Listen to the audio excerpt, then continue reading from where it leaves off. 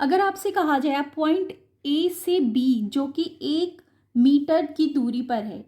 अगर आप इसे कवर करते हैं वॉक करके, फिर आप रन करके कवर करते हैं, फिर उसके बाद आप बाईसाइकिल से इस डिस्टेंस को कवर करेंगे, या आप किसी फिर बस से या कार से इस डिस्टेंस को कवर करेंगे,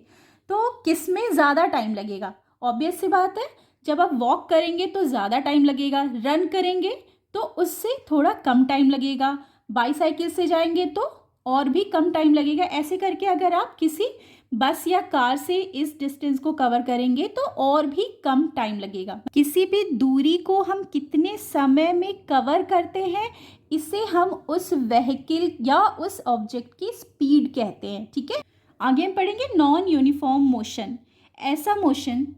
इसमें अगर कोई व्हीकल पॉइंट ए से पॉइंट बी पर जा रहा है और ये जो पॉइंट ए से बी के बीच का जो डिस्टेंस है वो 2 मीटर है, ठीक है, तो वो पहला जो 1 मीटर है उसे 10 सेकेंड में कवर कर ले रहा है और दूसरा जो 1 मीटर है उसे 5 सेकेंड में कवर कर रहा है। मतलब पहले जो स्पीड थी वो थोड़ी स्लो थी क्योंकि उसने 10 सेकेंड लगाया, और आगे का 1 मीटर कवर करने में उसने सिर्फ 5 सेकेंड लगाया। मतलब 1 मीटर चलने के बाद उसने अपनी स्पीड चेंज कर दी, फास्ट कर दी। तो ऐसे मोशन को जिसमें स्पीड कभी कम कभी ज़्यादा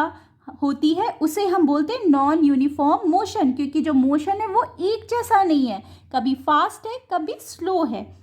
if the speed of an object moving along a straight line keeps changing its motion is called non-uniform motion।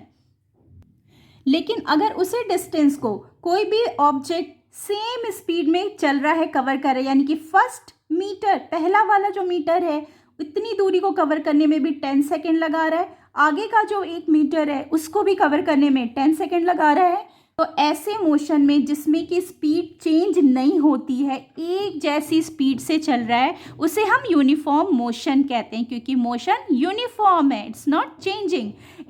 If an object moving along a straight line with a constant speed is known as uniform motion। किसी vehicle की अगर हमें speed निकालनी है तो उसके लिए हम क्या करेंगे, जो डिस्टेंस है उसे हम टाइम में डिवाइड कर देंगे, टाइम के साथ डिवाइड कर देंगे। कोई व्हीकल कितना डिस्टेंस चला है उसको हम एक साथ ऐड कर देंगे, यानी कि टोटल डिस्टेंस, अगर वो 1 मीटर चलता है, फिर 2 मीटर चलता है, फिर 1 मीटर चलता है, यानी कि डिफरेंट डिस्टेंस कवर करता है, तो हम सारे डिफरेंट डिस्टेंस को ऐड कर लेंगे और उस टोटल डिस्टेंस को कवर करने में उसने जितना टाइम लगाया है उस पूरे टाइम को हम ऐड कर लेंगे। ठीक है, अब इस टोटल डिस्टेंस और टोटल टाइम को जब हम डिवाइड करेंगे तो हमें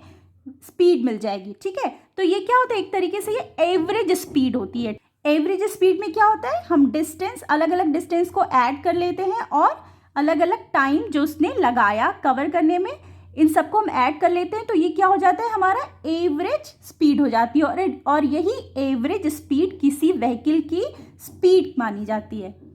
इस वीडियो में इतना ही, मिलते हैं नेक्स्ट वीडियो में अगले टॉपिक के साथ।